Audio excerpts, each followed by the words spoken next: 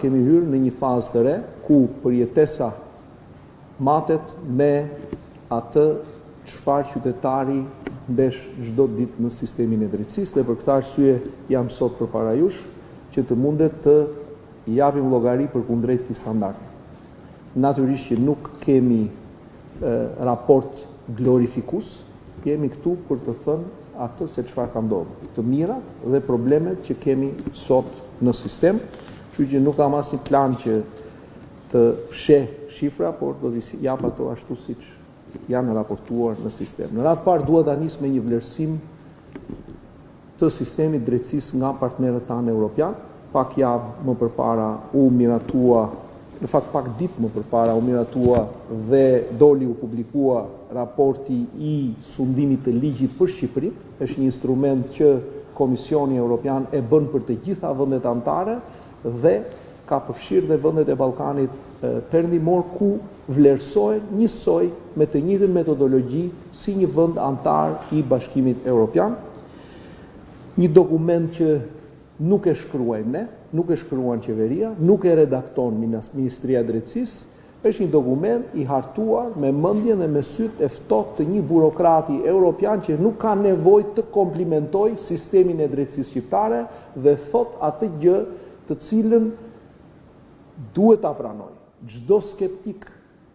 i sistemit të drejtësisë shqiptare dhe i reformës, që Shqipëria po konsolidon reformën në drejtësi. Ky është pohimi kryesor i atij raporti.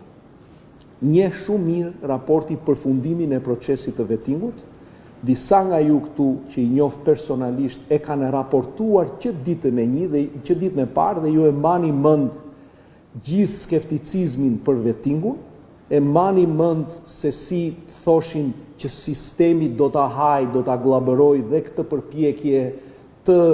reformës shqiptare për të reformuar sistemin, po ja ku jemi sot, pas 9 vjetësh,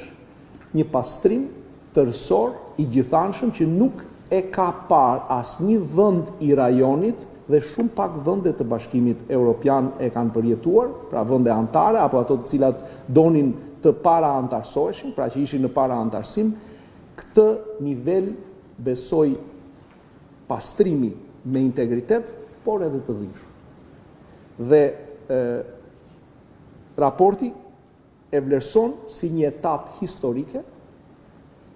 si konsolidim të pavarësisë dhe si integritet të sistemit gjyqësor. Momenti i dytë i raportit është ajo çfarë gjykata e lartë ka bërë, që unë besoj që është i lajmi mirë, e kemi raportuar në konferencën e mëparshme, por raporti e përsërit dhe thotë që 60% e uljes së backlogut nga gjykata e lartë besoj që janë një reduktim serioz dhe një shenjë e mirë për sistemin, që të gjitha gjykatat e tjera mund ta bëjnë. Mund ta bëjmë në apel, mund ta bëjmë në shkallë të parë dhe i kemi të gjitha mundësitë dhe burimet që besoj në ditët në vijim dhe në muajt në vijim të na ndodhi kjo gjë. Pra ky model duhet përsëritur në çdo shkallë. Elementi i tretë i një raporti është nisja e procesit të digitalizimit në të gjithë sistemin e drejtësisë shqiptare, qoftë në gjyqësor, qoftë në sistemin prokurorial, sepse unë besoj që nuk është një pohim që bën raporti thjesht që kemi modernitet për hir të modernitetit, por do të kemi më pak radha, do të kemi më shumë transparencë, do të kemi më shumë eficiencë në sistemin gjyqësor, që do të thotë më pak qytetar që presin në gjykata pa e ditur se çfarë është duke ndodhur me tosjen dhe me çështjen e tyre. Dhe në fund fare, raporti njeh dhe bashkëpunimin ndërinstitucional midis institucioneve të drejtësisë, ku Ministria e Drejtësisë luan rolin koordinues, dhe këtu gjej rastin të falenderoj të gjithë ato gra dhe ata burra që kanë bërë të mundur që institucionet të bashkëpunojnë në këtë mënyrë që sistemi ynë të marrë këtë vlerësim. Sepse është puna e tyre, pra puna e stafit Ministrisë së Drejtësisë, puna e magjistratëve dhe puna e të gjithë në punësve që punojnë pa u dukur. Thënë këtë,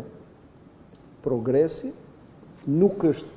arsye për të vetë kënaqur, sepse raporti ka edhe disa gjetje që janë sfiduese për sistemin e drejtësisë, siç është vonesat që ne kemi në vlerësime, pra duhet procedurat e vlerësimeve të përshpejtohen, vakancat në sistem duhet të mbushen 1 orë më parë, lufta kundër korrupsionit të fuqizohet edhe më tej, të forcohet edhe më tej, dhe besimi i qytetarëve të rritet edhe më shumë. Pra ju thash në fillim që ne nuk lexojmë vetëm arritjet, sepse do të kishim gënjur veten, por nuk lexojmë